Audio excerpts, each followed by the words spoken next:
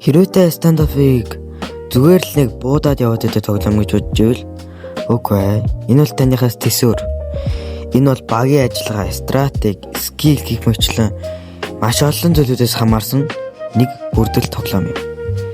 Энэ тоглоом нь анх 2017 онд гарсан бөгөөд энэ тоглоом нь өдийн үрдэл яаж e-спорт руу орсныг хэдүүлээ хамтаа сонирхох. Бидэнтэй хамт байж бичлэгээ дуусна үзээрэй. Cross my heart and hope to die. Welcome to my dark side.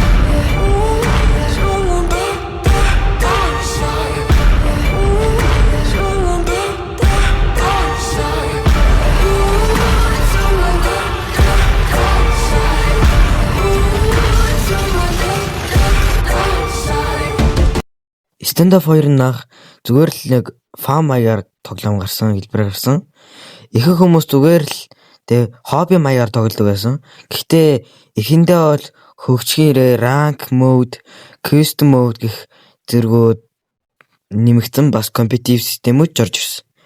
Энэ тоглогчдыг илүү өрсөлдөөнтэй болгож илүү багийн стратеги гаргаж өгсөн бөгөөд дараа нь гэхэд community-даар тэмцээнүүд онлайн капо зөндөө зохиож гисэн. Багууд үүсэж эсрэг тоглогч ялалт байгуулах бодтой нөлөө болсон. Үүний үр дүнд stand-up 2 e-спорт болсон шалтгаан нь скилс өрсөн геймплей, багийн зохион байгуулалт, мөн тоглогчдын хоорондын ялгаа маш тод харагдaltaй холбоотой бөгөөд өнөөдөр stand-up 2 нь mobile FPS e-спортын орчинд өөрийн гэсэн байр суурийг олж чадсан бөгөөд ийхүү тоглоом маань өдийг хүртэл e-спортын тод жишээ болоод байгаа юм. Зарим хүмүүс CS:GO mobile гарсан байд гэж хэлдэгч байсан. За би та нарыг ер нь таамаглаж байна. Хэрхэн e-спортод орж өөрийн гэсэн карьертай болох вэ гэвэл энэ нь ерөн ийм зүйлүүдийг бүрдүүлсэн байх шаардлагатай. Нэгт гэвэл та нар багтай явах шаардлагатай. Хоёрт гэвэл өөрийн гэсэн тодорхой хэмжээний сайн цолтой явах хэрэгтэй. Гуравт гэвэл онлайн тим тэмцээнүүдэд ингээ явж исэн байх шаардлагатай тийм онлайн ийм юмнууд болдсон шүү дээ. Жишээл community дээр. Ерхийдөө ийм юмнуудыг ерөө 3 зүйлүүдийг бүрдүүлсэн байхад бол Монгол улс хангалттай ерхийдөө e-спортын нэг жишээ болж чадна. Жишээлбэл PUBG,